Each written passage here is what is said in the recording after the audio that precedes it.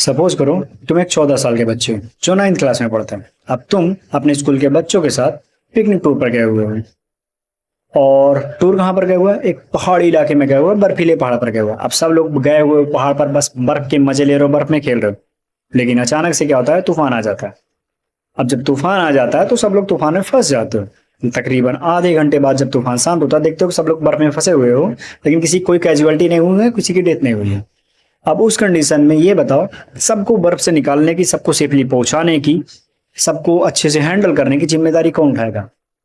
अब coach teacher उठाएंगे, और वो संभाल भी लेंगे, सारी सिचुएशन संभाल भी लेंगे, तो आपको बचा भी लेंगे। क्या तुमको कोई टेंशन होगी? बस तुमको थोड़ी सी टेंशन रहेगी कि हाँ हम लोग बर्फ में फंस गए हैं, लेकिन तुमको ये अच्छे से पता होगा कि हाँ टीचर निकाल लेंगे, तो तुमको ज्यादा घबराने की जरूरत नहीं पड़ेगी, तुम रिलैक्स रहोगे, तुमको अच्छे से पता है कि तुम टीचर्स निकाल लेंगे, एकदम शांत रहोगे, है ना।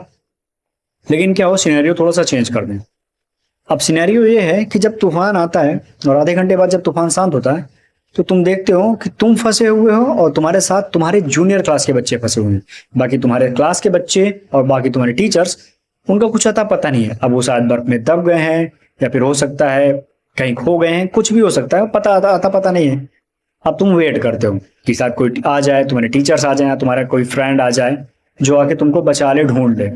1 घंटे, 2 घंटे, 3 घंटे, शाम हो जाती है, शाम से फिर सुबह हो जाती है, लेकिन अभी तक कोई आया नहीं। अब दो सिचुएशन हो सकती है, या तो सब बाकी की तुम ही लोग बचे हुए, बाकी लोग बर्फ में दब गए हैं, या फिर खो गए हैं। अब तुम कब तक वेट करोगे? तुम कब तक वेट करोगे कोई आए और बचा लो? तुमको भी अच्छे से अगर पता है कि कोई आकर नहीं बचा, आकर बचाने वाला, तुमको पता है, तुमको ये क्लियर हो गया कि भाई कोई आकर बचाने वाला नहीं है। अब जो कुछ करना है सिर्फ और सिर्फ हम लोगों को करना है। अब उस कंडीशन में तुम और तुम्हारे साथ जितने बच्चे हैं, उन सब को बचाने की, उन सब को सेफली निकालने की जिम्मेदारी कौन उठाएगा? ऑफ कोर्स तुम। पता है, तुम्हारे अंदर अचानक से एक कैपेबिलिटी आ जाएगी, तुम सही डिसीजन लेना सीख पाओगे। तुमने जो कभी लीडरशिप नहीं की होगी, अचानक से लीडरशिप की क्वालिटी आ जाएगी, तुम वो 20-20 बच्चों को अपने आप ही हैंडल कर लोगे। और सबको सेफली निकालना कैसे है, कैसे क्या स्टेप्स लेने हैं, सब कुछ दिमाग तुम्हारा इतना तेज चलना शुरू हो जाएगा, अपने आप ही सबको बचा लोगे। और लास्ट में तुम सबको बचा भी लोगे, सबको सेफली बस तक पहुंचा भी दोगे। तो आखिर तुम्हारे अंदर ये कैपेबिलिटी आ कहाँ से गई? जबकि पहले सिचुएशन में ये नहीं थी, लेकिन दूसरी सिचुएशन में तुम्हारे अंदर ये कैपेबिलिटी आ गई, तुम्हारे अंदर लीडरशिप आ गई, तुम्हारा दिमाग इतना तेज चलने लगा कि बच्चों को कैसे हैंडल करना है, सबको बर्फ से सेफली कैसे निकालना है, सबको सेफली कैसे पहुंचाना है बस तक। ये सारी कैपेबिलिटीज तुम्हारे अंदर अपने आप आ कैसे गई?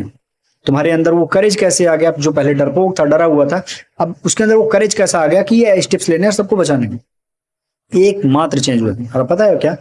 क्योंकि पहली सिचुएशन में तुम्हारे दिमाग में ये बैठा था कि हमारा कोई गार्जियन है, कोई ना कोई तो है जो हमको बचा लेगा। पहली सिचुएशन में बस तुमको डर लगा था, लेकिन तुमको टेंशन नहीं थी, तुमको ये पता था कि हाँ तुम्हारे टीचर्स तुमको संभाल लेंगे, बचा लेंगे।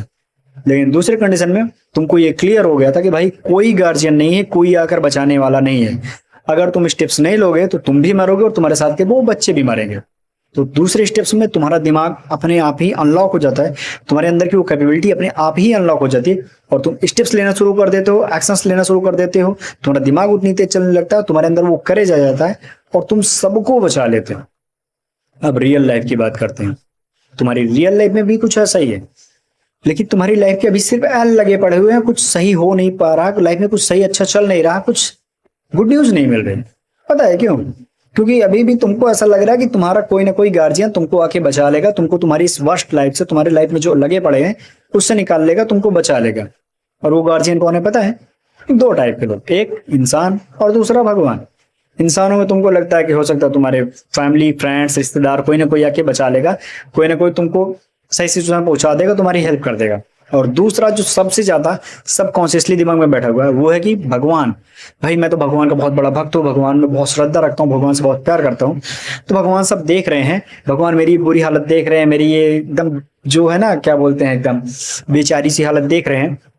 तो एक दिन वो चमत्कार करेंगे और मुझे बचा लेंगे।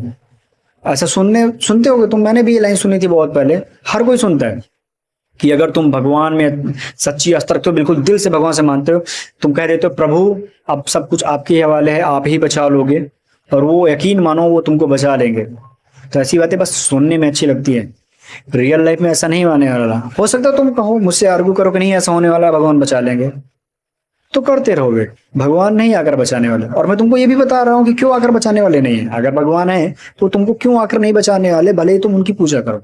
इमेजिन करो तो एक बाप है और उसके दो बेटे हैं।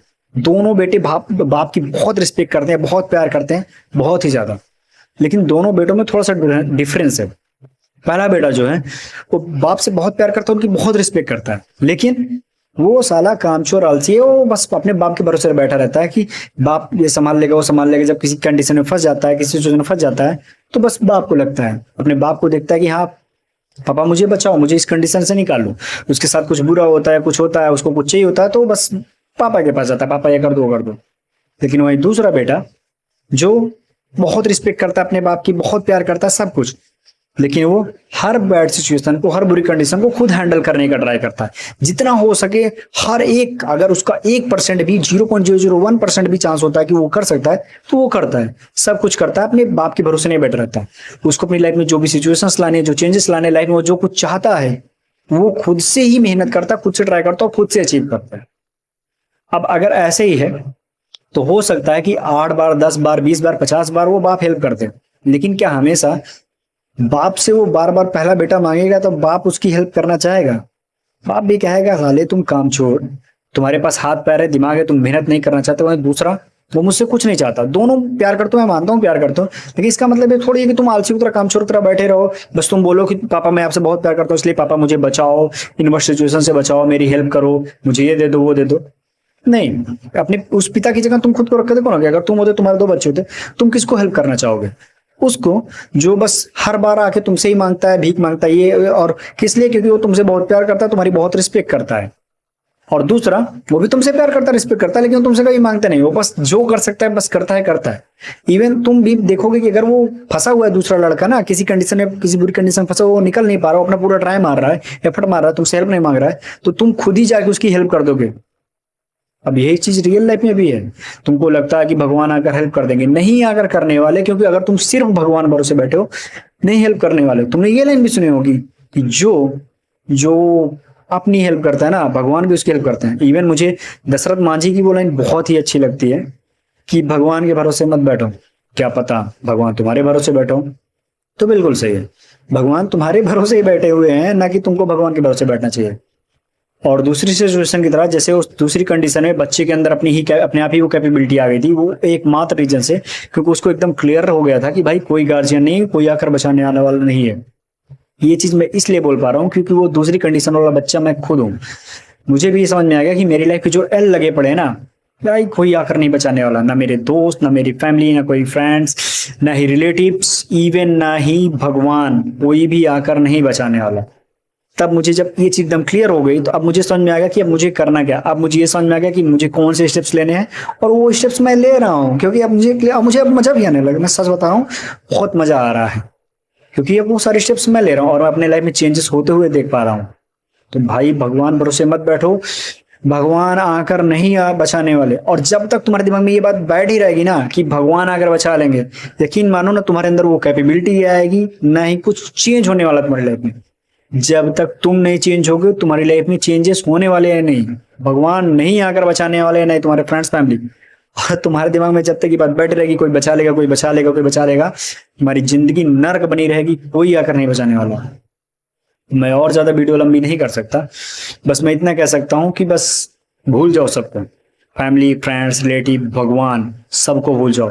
एकदम दिमाग में बैठा लो कि जिसको हेल्प करनी होगी ना वो कर ही देगा। भरोसे बैठे रहने से कुछ नहीं होने वाला, कोई आकर हेल्प नहीं करने वाला। कितना भी तुम किसी से प्यार करते हो, कितना भी किसी को चाहते हो, कितना भी किसी की पूजा करते हो, परवाह करते हो, कोई भी नहीं चेंज करने वाला तुम्हारी लाइफ, कोई भी आकर नहीं बचाने वाला। एकमात्र जो इंसान है जो तुम्हारा 100% हेल्प कर सकता है, जो तुम्हें बचा सकता है, वो है सिर्फ और सिर्फ तुम खुद। सिर्फ और सिर्फ तुम ही हो जो बचा सकते हो। और अगर तुमको ये बात नहीं समझ में आ रही है, तुमको लगता है कि नहीं ये तो चूतिया है सामने जो बोल रहा है, मैं तो भगवान में भरोसा रखता हूँ, भगवान भरोसे बैठा हूँ, भगवान आके बचा लेंगे, बैठे रहो भगवान भरोसे, देखते हैं कब आके बचाते हैं। अगली वीडियो में मिलते हैं।